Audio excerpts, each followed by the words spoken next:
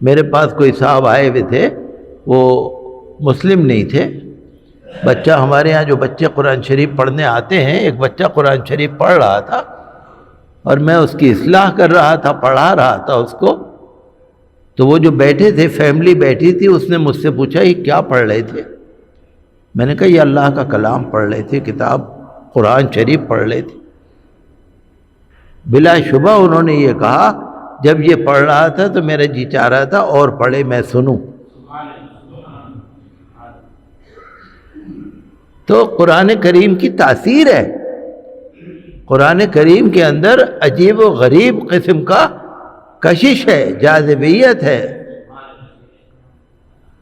بہت ہی. تو کہنے کی بات یہ ہے کہ اللہ نے فرمایا اس میں کوئی شک نہیں ہے. اور آپ سوچئے کہ اگر کوئی شک ہوتا تو 1450 سال میں کیا کوئی نہ بولتا؟ مستشرقین کی ایک جماعت ہے، مستشرقین ایک جماعت ہے جو مغربی ممالک کے لوگ ہیں، اور سب سے بڑی تو یہودی ہیں. ان کے ہاں بڑے بڑے عالم ہوتے ہیں، بڑے بڑے مدرسے ہیں ان کے ہمارے جیسے. قرآن شریف پڑھایا جاتا ہے، تفسیر پڑھائی جاتی ہے، حدیث پڑھائی جاتی ہے، عربی پڑھائی جاتی ہے. بالکل جیسے ہمارے یہاں مدرسوں میں مولانا بنتے ہیں اسی طرح ان کے یہاں بھی بنتے ہیں. لیکن وہ اس نیت سے پڑھتے ہیں کہ کاش ہمیں کوئی کمی نظر آ جائے، تاکہ ہمیں کچھ قرآن کی کمی نظر آ جائے جس کو لے کے ہم بتائیں کہ دیکھو قرآن میں یہ کمی ہے. آج تک کوئی نہیں ملی ان کو. اور پھر دوسرا مطلب ان کا یہ ہوتا ہے کہ اپنے لوگوں کو عالم بنا کے جگہ جگہ بھیجو، کہیں امام بنواؤ، کہیں مولانا بنواؤ، کہیں تقریر کراؤ، اندر سے ہے وہی. دیکھنے میں بڑا عالم ہے، حدیثیں بھی بہت پڑھ رہا ہے، قرآن بھی بہت پڑھ رہا ہے، دیکھنے میں بھی بڑا خوبصورت ہے وہی. وہ تو ہر طرح سے حملہ ہے نا. جو مذہب اسلام پہ حملہ کرنا چاہتے ہیں ان کے تو بہت سارے طریقے ہیں، ہمیں نہیں پتہ. لیکن یہ قرآن کریم کا اعجاز ہے، یہ اللہ کے کلام کا اعجاز ہے، اللہ کے کلام کی خوبی ہے کہ کوئی پڑھنے والا پڑھ لے، کتنا ہی کوئی بری نیت سے پڑھ لے، اس کو کچھ ملے گا نہیں. کیونکہ اللہ نے فرما دیا لا ریب فیہ، اس میں کوئی شک کی گنجائش نہیں ہے. قیامت تک آنے والے پڑھتے رہیں گے اس کو، جس کی جیسی نیت ہے وہ پڑھتا رہے گا. لیکن اللہ کا کلام اٹل ہے، کوئی پڑھ کے دیکھ لو. اور یہ تو کھلی کتاب ہے، یہ تو ھدی للناس. دوسرے پارے کی آیت ہے نا کہ قرآن جو ہے شہر رمضان الذی انزل فیہ القرآن ھدی للناس. ناس مانے عوام، لوگ، مسلمان نہیں، پبلک. حضور صلی اللہ علیہ وسلم کے زمانے سے لے کے آج تک اور آج سے لے کے قیامت تک جتنی پبلک آئے گی، جتنے عوام آئیں گے، جتنے دھرم والے لوگ آئیں گے، دیش کے اور ودیش کے جتنے لوگ ہوں گے، ان کے لیے اللہ کی کتاب کلام کھلا ہے، کھلی کتاب ہے. ہم چھپا کے نہیں رکھ رہے.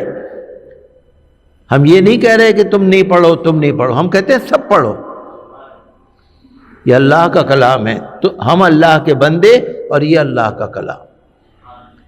ساری دنیا میں جو انسان ہے وہ اللہ کے بندے ہیں، ان کو اللہ نے پیدا کیا ہے. اور جس کو اللہ نے پیدا کیا ہے، یہ سورج، چاند، ستارے، سب چیز جو ہے یہ کس نے بنائی؟ اللہ نے بنائی. آج آپ بغیر ہوا کے جی نہیں سکتے. آکسیجن جو ہے ہوا کے بغیر آپ جی نہیں سکتے. آپ کو معلوم ہے نا جو دوسرا لاک ڈاؤن آیا تھا اس کے اندر آکسیجن کی کمی ہو گئی تھی نا. رمضان شریف میں روزے تھے، ہاہکار مچی ہوئی تھی، oxygen cylinder, oxygen cylinder, oxygen cylinder, آواز آ رہی تھی نا آپ کو. اس رمضان شریف میں لوگوں نے اپنی زکوٰۃ اور فطرہ آکسیجن سلنڈر میں لگا دیا. ضرورت تھی، اچھا کیا لگا دیا۔ تو یہ آکسیجن کیا ہے؟ یہی تو ہوا ہے۔ تو ہوا فری میں ہے، اللہ نے چلائی۔ کوئی دنیا میں کوئی کہتا ہے میں نے ہوا چلائی، ہوا بنائی؟ کوئی کہہ رہا ہے؟ اتنے سارے سائنسداں ہیں جن کے فوٹو سائنس کی کتابوں میں چھپے ہوئے ہیں، کسی نے یہ کہا آپ سے کہ میں نے ہوا بنائی، میں نے پانی بنایا؟ سائنسداں یہ تو کہہ دیں گے کہ پانی میں یہ خوبی ہے، پانی میں یہ خوبی ہے، لیکن یہ نہیں کہتے ہم نے بنایا۔ ان سے پوچھو کہاں سے آیا یہ پانی، یہ ہوا کہاں سے آئی؟ سورج کس نے بنایا؟ چاند کس نے بنایا؟ یہ پیڑ پودے پہاڑ یہ ساری کھانے پینے کی چیزیں کس نے بنائی؟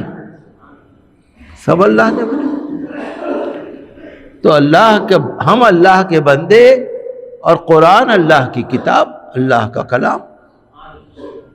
ہم تو کہتے ہیں سارے پڑھو، آپ مانو یا نہ مانو یہ الگ بات ہے۔ ہم یہ نہیں کہہ رہے آپ سے کہ آپ ہمارے دھرم کو مانو، ہم یہ نہیں کہہ رہے، ہم کسی سے نہیں کہہ رہے، آج تک کسی نے نہیں کہا۔ اگر پڑھنا چاہتے ہو پڑھ لو، ساری دنیا کے زبانوں میں اس کا انواد موجود ہے، پڑھ کے دیکھ لو۔ تو قرآن کریم کے اندر اللہ تعالیٰ نے ایسی جاذبیت رکھی ہے، ایسی کشش رکھی ہے، جو قرآن کریم کی تلاوت بڑھیا کرتے ہیں نا تجوید کے ساتھ، تجوید کے ساتھ جو تلاوت کرتے ہیں، دنیا کا بڑے سے بڑا میوزک جو ہے نا اس کے آگے فیل ہے، بلا تشبیہ و تمثیل۔ میں نے آپ کو بتایا تھا پہلے، جامعہ ملیہ اسلامیہ میں جب میں پڑھتا تھا تو ہمارے ایک استاد تھے ڈاکٹر جے پال سنگھ ترنگ، شاعر تھے، ہندی کے شاعر تھے، کبھی کبھی کبھی جب موج میں ہوتے تھے نا کہتے تھے مکرم ذرا سورہ رحمان سناؤ، سنتے تھے، آنکھ بند کر کے بیٹھے رہتے تھے، سنتے تھے، غور سے سنتے تھے، ہلکے ہلکے گردن ہلاتے رہتے تھے۔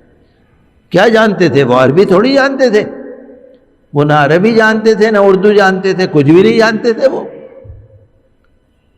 لیکن سنتے تھے، کشش آتی تھی، ان کو لگتا تھا کہ اللہ کا کلام ہے۔ ہم یہ نہیں کہہ رہے کہ آپ ہمارے مذہب کو مانو یا نہ مانو، تمہاری مرضی، پڑھنا چاہتے ہو تو پڑھ لو، دیکھ لو۔ تو یہ اللہ کا کلام ہے جس میں کوئی شک نہیں ہے، اس سے ہماری روحانیت بھی بڑھتی ہے، اس سے ہمیں ثواب بھی ملتا ہے، اس سے ہماری حفاظت بھی ہوتی ہے۔ سورہ بقرہ اگر کہیں پڑھی جاتی ہے کسی جگہ پر تو وہ گھر محفوظ رہتا ہے۔